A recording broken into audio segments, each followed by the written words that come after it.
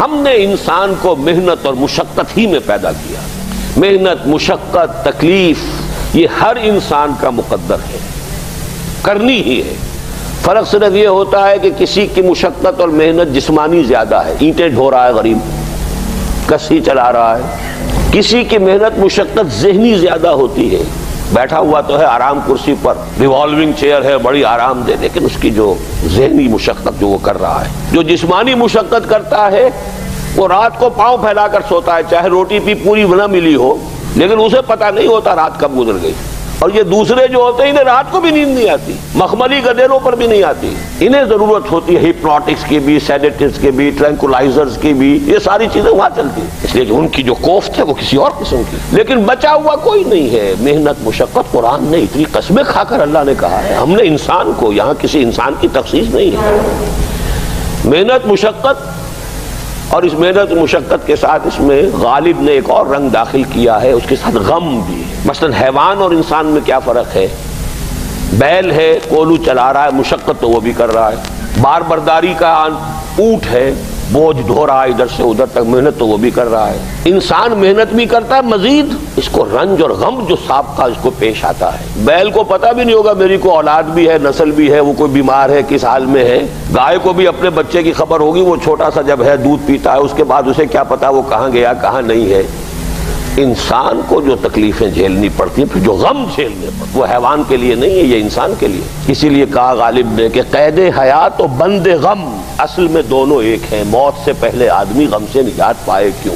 تو یہ مشقت اور غم دونوں کو شامل کر لیجئے. انسان کا معاملہ حیوان سے بدتر ہے اس پہلو سے. کبھی کسی بیل کو، اونٹ کو وہ صدمہ نہیں ہوا ہوگا کہ بیٹا نے سینے تان کر کہا ابا جان آپ چھوڑیے، آپ کیا باتیں کرتے ہیں، آپ دقیانوسی باتیں کرتے ہیں، اب زمانے کا رنگ بدل گیا. وہ جو بوڑھے باپ کو جو اس وقت صدمہ پہنچتا ہے، یہی ہے وہ جس پر میں نے اپنی جوانی کھپائی ہے، جس میں میں نے اپنے آپ کو انویسٹ کیا ہے. آج یہ میرے سامنے کھڑا ہو کر کیا کہہ رہا ہے؟ اور یہ تو میں نے بڑی ہلکی مثال دی ہے. گالیاں دینے والے بھی ہیں، ماں باپ کو قتل کرنے والے بھی ہیں. مرتا نہیں ہے بڈھا کہ یہ مرے تو مجھے یہ ساری جائیداد ملے اور مجھے آزادی حاصل ہو. اے انسان، تجھے مشقت پر مشقت جھیلتے ہوئے، محنت پر محنت کرتے ہوئے ہی آگے بڑھنا ہے، اور پھر اپنے رب کے حضور میں پیش ہونا ہے. یہ اور مصیبت ہے. کسی اونٹ اور کسی بیل سے محاسبہ نہیں ہے وہاں. اس روز کہے گا کافر کاش میں مٹی ہوتا، انسان بنا ہی نہ ہوتا میں، جسے آج ہم بہت بڑا شرف سمجھ رہے ہیں، شرف انسانیت. کاش کہ میں مٹی ہوں، یہ انسان کی حیثیت مجھے دی ہی نہ جاتی کہ میں آج یہاں کھڑا ہوں جواب دے کے. حضور نے فرمایا کل نفس یغدو فبائع نفسہ فموتقھا وموبقھا. ہر انسان جب صبح آنکھ کھلتی ہے، رات کے سونے تک وہ اپنے آپ کو بیچتا ہے. کوئی جسمانی مشقت اپنی بیچ رہا ہے، شام کو 100 روپے لے کر آیا ہے، اس نے اپنی جسمانی محنت بیچی ہے نا. کسی نے اپنی ذہنی محنت، ذہنی صلاحیت بیچی ہے، چاہے وہ ڈاکٹر ہے، چاہے انجینئر ہے، کوئی اور ہے، وہ اپنی ذہنی صلاحیت بیچ رہا ہے بیٹھا ہوا اپنے کلینک میں، اپنے آفس میں. بائع نفسہ، اپنے آپ کو بیچتا ہے. یہ بیچنا تو ہر ایک کا ہے، ہر شخص بیچ رہا ہے اپنے آپ کو. کوئی بدبخت وہ ہے جو یہ ساری مشقت جھیل کر بھی رات کو جہنم لے کر آیا ہے، کر مشقت بھی جھیلی اور لے کر بھی آیا آگ کے انگارے، اس لیے کہ حرام کاروبار کیا. کوئی وہ ہے جو اس مشقت کے بعد اپنے نفس کو جہنم کی آگ سے چھٹکارا دے کر آتا ہے. بیچا، جائز جگہ بیچا، جائز طریقے سے بیچا اس نے بھی، محنت اس نے بھی کی، مشقت اس نے بھی کی، لیکن اس نے اپنی مشقت کے نتیجے میں اپنے آپ کو برباد کر لیا. تو جب آزمائش میں کوئی پڑے گا تو پتا چلے گا نا کہ کھرا ہے یا کھوٹا ہے. آزمائش میں نہیں آیا، امتحان میں نہیں آیا، کوئی تکلیف آئی نہیں، تو وہ کھرے اور کھوٹے گڑبڑ رہیں گے، ملے جلے رہیں گے. دودھ کا دودھ اور پانی کا پانی جدا نہیں ہوگا. کیا لوگوں نے یہ سمجھا تھا کہ وہ چھوٹ جائیں گے صرف یہ کہنے پر کہ ہم ایمان لے آئے اور انہیں آزمایا نہ جائے گا؟ ہم نے تو آزمایا ہے ان سب کو جو ان سے پہلے آئے. تو یہ تو یوں سمجھیے کہ اس راستے کا ایک مستقل معاملہ ہے. جو آئے سوچ سمجھ کر آئے کہ یہ شہادت گاہ الفت میں قدم رکھنا ہے. لوگ آسان سمجھتے ہیں مسلمان ہونا. جس نے کہا آمنت باللہ، ہم نے آزما لیا. سچ مچ کا یہ ہم پر ایمان کا دعوے دار ہے یا جھوٹ موٹ کا دعویٰ کر رہا ہے؟ یہ سچ مچ کا عاشق ہے یا جھوٹ موٹ کا عاشق ہے؟ ظاہر بات ہے کہ امتحان نہ ہو، آزمائش نہ ہو تو کیسے ان کے مابین تمیز ہوگی؟ کہہ تو دیا سب نے آمنت باللہ. اب ذرا تھوڑی دیر کے لیے ہم بھی اپنے گریبانوں میں جھانکے. ہم بھی کہتے ہیں نا اللہ کا ہمارا ایمان ہے اللہ پر، آخرت پر، رسول کا عشق کا بھی دعویٰ ہے، اور جب نعتیں ہم سنتے ہیں تو بڑے جھومتے ہیں، لیکن یہ کہ واقعتاً آدمی جھانکے اپنے قلب کی گہرائیوں میں کہ یہ ہم کتنے کچھ سچے ہیں اپنے اس دعویٰ ایمان۔ جہاں کوئی معاملہ آیا، اگر ہم اس دین کے اس حکم پر عمل کرتے ہیں تو اتنا نقصان ہوتا ہے، اس حکم کو پیچھے ڈال دیں تو اتنا نفع ہوتا ہے۔ سچ بتائیے کہ ہم میں سے اکثریت کا فیصلہ کس بات کی طرف جائے گا؟ دین کا حکم پس پشت، دنیاوی مفاد وہ مقدم۔ تو معلوم ہو گیا کہ ہمارا یہ دعویٰ جو ہے اللہ پر ایمان کا اور آخرت کے یقین کا جھوٹا دعویٰ ہے۔ کیوں اللہ کی طرف سے یہ چیزیں آتی ہیں؟ دیکھو، کوئی مصیبت تم پر نہیں آ سکتی، نہیں آتی مگر اللہ کے اذن سے۔ وَمَن يُؤْمِن بِاللَّهِ، اور جو شخص اللہ پر ایمان رکھتا ہو، یہدِ قلبہ، اللہ اس کے دل کو ہدایت دے دیتا ہے، اس کے دل کو سکون عطا کر دیتا ہے، وہ راضی برضائے رب ہو جاتا ہے، اس میں شکوہ نہیں رہتا، اس میں شکایت نہیں ہوتی، اس میں تلخی نہیں ہوتی، کیوں ہو گیا، کیسے ہو گیا، کیوں ہو گیا، نہیں ہونا چاہیے، نہیں دیتے۔ یہ سارا جو پیچ آدمی کھاتا رہتا ہے نا، اندر ہی اندر وہ جو پیچ کھا رہا ہے، یہ سب پیچ سے نجات نہیں گئی۔ پہلی بات یہ کہ یہ اللہ کی طرف سے آزمائش کے طور پر آتی ہے۔ آزمائش، میرا بندہ اس پر صبر کرتا ہے یا نہیں، یا میرے خلاف بکواس کرنے پر آمادہ ہو جاتا ہے۔ اللہ تو ایسا ہے، اللہ نے تو ہم پر کبھی کرم کیا ہی نہیں ہے، اللہ تو ظالم، معاذ اللہ معاذ اللہ معاذ اللہ۔ کہیں ایسا تو نہیں، میرا بندہ جو ہے تکلیف کو جھیلتا ہے میری وجہ سے، یہ سمجھ کے کہ اللہ کی طرف سے آئی۔ یہ سب جو ہے یہ بہت بڑی کامیابی ہے اگر انسان کو حاصل ہو جائے۔